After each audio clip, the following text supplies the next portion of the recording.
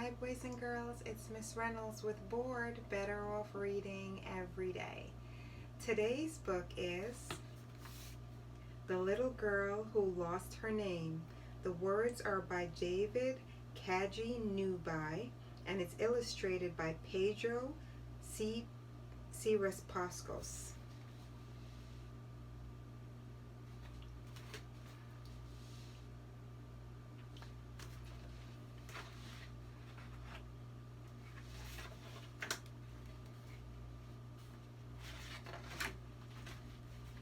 One day a little girl awoke, sat up and rubbed her eyes, looked over at her bedroom door and got a big surprise.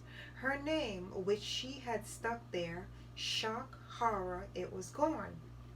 What exactly was she called? Sam or Rose or Yvonne? She looked inside her closet. She peered at all her drawers. She searched underneath her bed, crouched down on all fours.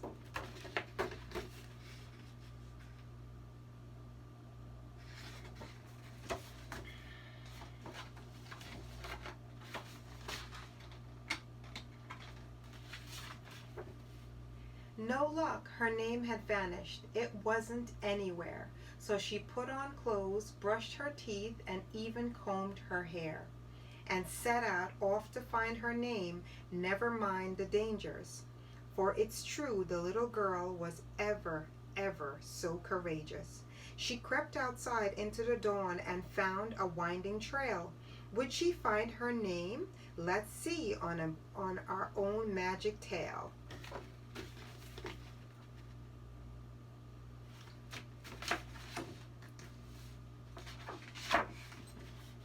The little girl had walked for miles and sat down on a rock, which cried out, "Oh, you're squashing me," giving her a shock. The girl jumped up and saw below a creature now turned green. "I'm a chameleon," he squawked, "and sitting on me is mean." "Sorry," said the little girl. "You were gray a second ago. In fact, you look just like a rock. How was I to know?" "Ah," it exclaimed proudly, "that's what chameleons do. We can be any color we want, red, gray, pink, or blue."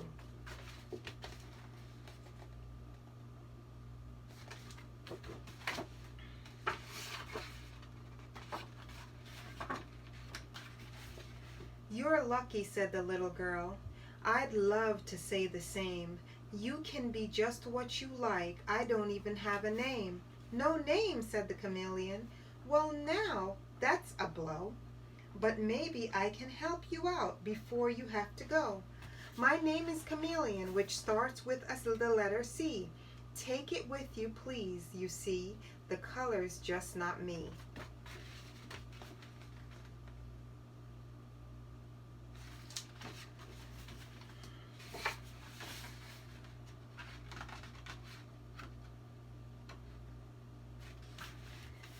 By a creek she spied a beast looking rather shirtly, huge and brown, with enormous teeth and very dirty.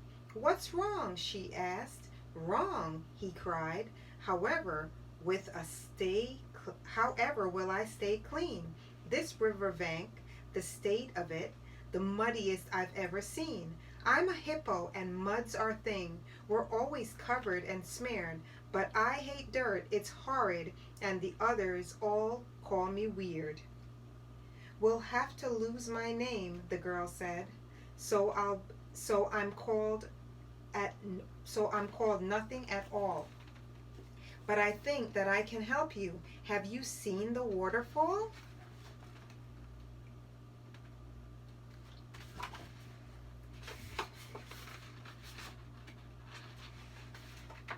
"For getting clean, it's just the job. It's like nature's shower."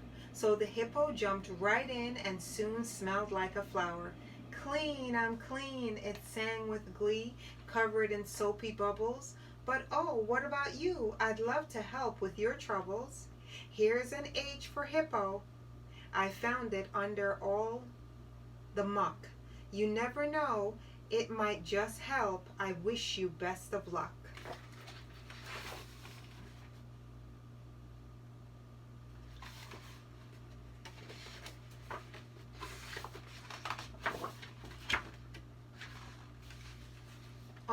on the little girl walked here, there, and about, and came across an animal with a tremendous snout. "Hello there," said the little girl. "What animal are you?" "I'm an aardvark," said the beast. "Good morning, how do you do?" "Not good," the little girl said grumpily. "You see, I've lost my name." "Oh, goodness," cried the aardvark. "What a dreadful shame." The aardvark rooted busily, nose down among the plants, and said, "Perhaps you join me for a tasty plate of ants."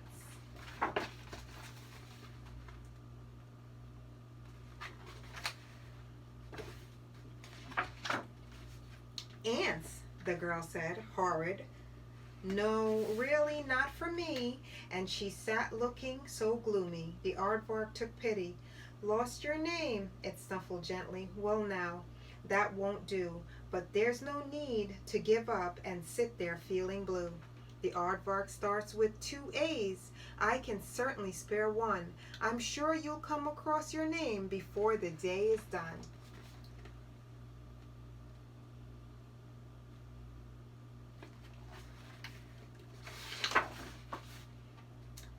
The girl walked past a scrap heap where a robot sat down slumped, rusty with a dented head and mostly down in the dumps. "Are you okay?" the girl asked. You just look a little sad." "Me? I've lost my name. Seems like we're both feeling quite bad." "It's my joints," the robot said. "You hear the awful squeak? My knees, elbows, even my back, all they do is creak. I might as well be melted down into a roll of foil." "No," the girl said. "Don't be daft. You only need some oil."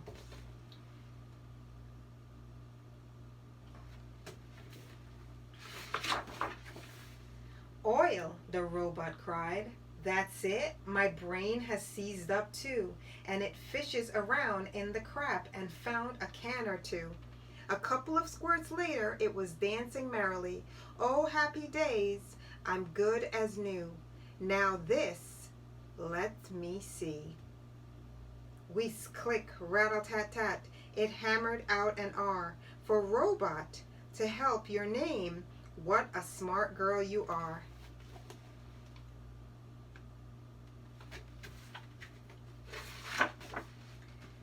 Over some rocks the girl climbed and got an awful scare. She'd nearly wandered into a deep dark lion's lair. Too late the lion spied her and cried out with a roar, "Who are you, and just what are you doing at my door?"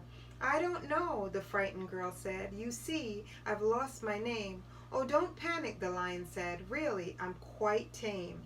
See, I'm in charge around these parts. I guess I'm like the king, which is great and stuff, I suppose. But see now, here's the thing.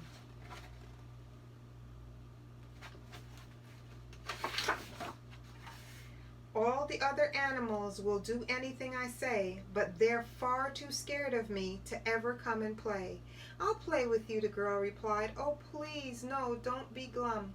And play they did all morning, all morning. Oh, the lion had such fun. "My friend, accept this medal he planted after the game, engraved with L. Keep it. I hope you find your name."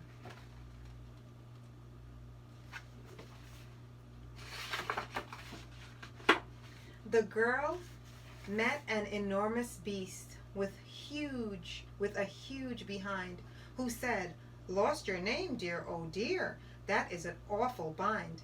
I'm the animal," she said proudly, "that never ever forgets. I'm called, hang on, what is it now? I've got it, just a sec." She frowned and sniffed and settled down on her very gray bottom, then sighed long and sadly, sobbing, "You know, I've plumb forgotten." Now," the girl said kindly, "there's no need to feel so sore. The trunk, those tusks, your big gray ears, you're an elephant for sure."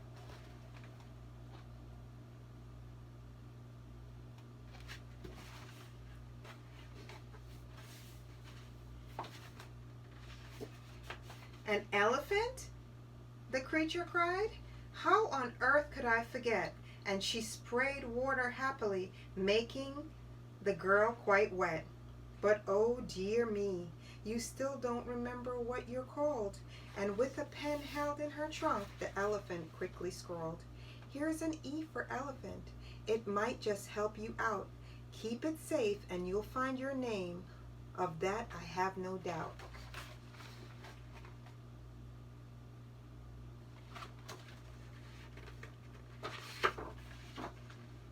Sitting down against the tree next to the babbling brook, a monster was absorbed in a frighteningly clever book.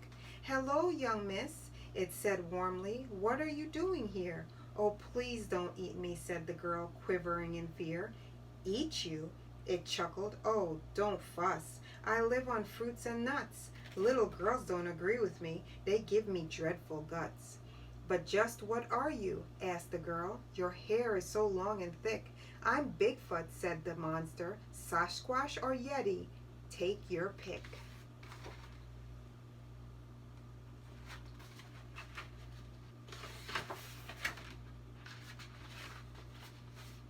I've got the opposite problem, the little girl exclaimed. See, ever since this morning, well, I don't have any name.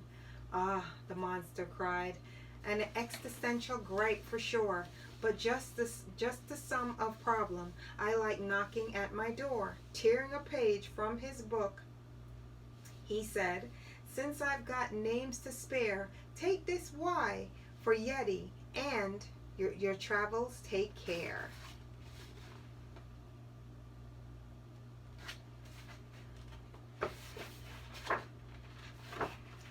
The little girl turned around and skipped back the way she'd come, past all the wonderful things she'd seen and all the things she'd done. The letters she'd been given, can you guess what they spelled out? That's right, the name she thought she lost was found again, no doubt. Yippee, the girl cried happily. Hooray! Never say never. Oh, that was the best adventure any girl had ever. Up in the winding trail she walked and crept back to her house, into bed, under the sheets, as quiet as a mouse.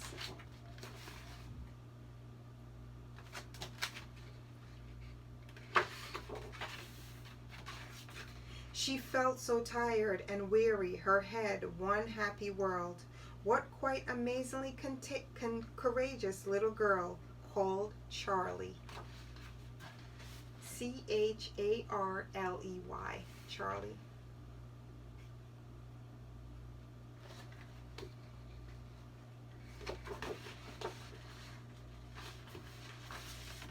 Love this book? Please help us by spreading the word.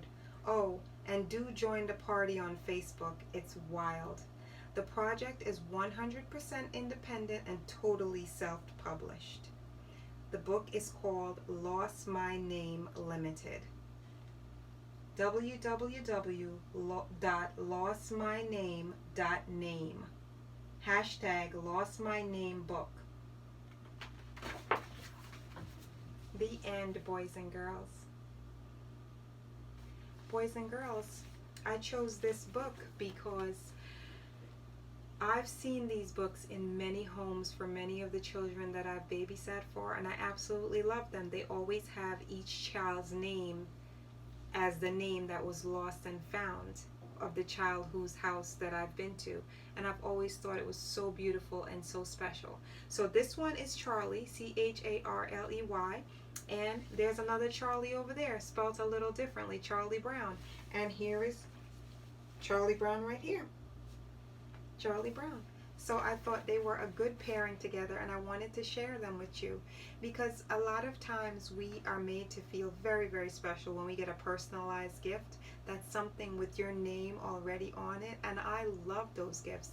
And you'll be getting those all through your life. It means that somebody went out of their way to order and pick up something with just your special name on it. It's called personalized.